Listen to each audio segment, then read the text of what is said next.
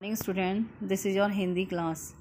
Hindi first chapter 11 जीवों पर दया करो. जीवो मीन्स पशु पक्षियों पर दया करो. Now open your page number 104. एक दिन रवि के पिता 4 खरगोश लाए. खरगोशों को देखकर रवि बहुत प्रसन्न हुआ. वह दिन भर उनके साथ खेलता रहता. एक दिन रवि कौन है? एक छोटा बच्चा है.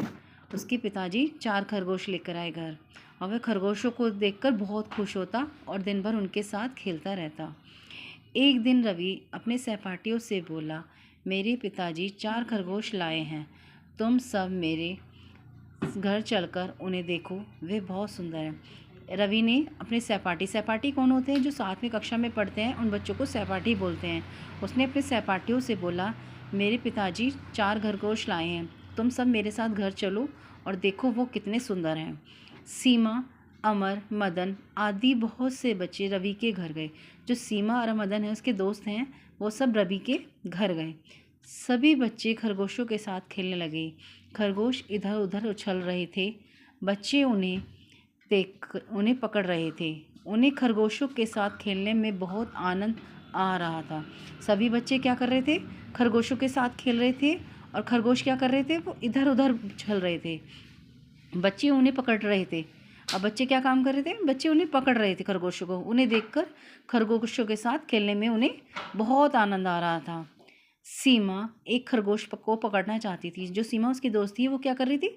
एक खरगोश को पकड़ना चाह रही थी. खरगोश हर बार उछलकर दूर भाग जाता और खरगोश क्या करता? जब सीमा उसे पकड़ने जाती, खरगोश दूर भाग जाता उछलकर. सीमा ने कई बार प्रयास किया. सीमा ने उसे पकड़ने की कई बार कोशिश की, परंतु खरगोश क्या करते थे? उछलकर दूर भाग जाते थे.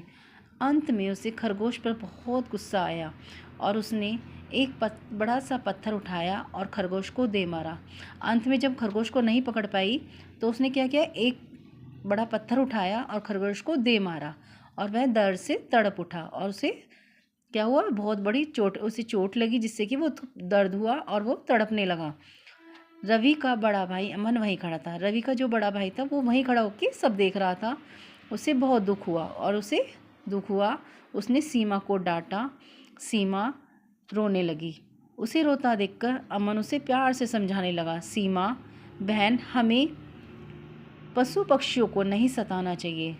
जब अमन ने उसे डांटा तो वह रोने लगी और फिर अमन ने उसे प्यार से समझाया कि हमें पशु पक्षियों को सताना नहीं चाहिए, हमें इनकी देखभाल और रक्षा करनी चाहिए, ये हमारे मित्र हैं.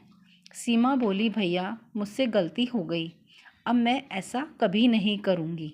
सीमा ने अपनी गलती मानी और माफ़ी मांगी. बोला कि मैं आगे से कभी ऐसा नहीं करूँगी, कभी भी पशु पक्षियों को नहीं सताऊँगी, क्योंकि ये हमारे मित्र हैं. सभी बच्चे बहुत प्रसन्न हुए और अंत में सभी बच्चे बहुत खुश हुए और खरगोश के साथ खेलने लगे. Thank you. Have a nice day.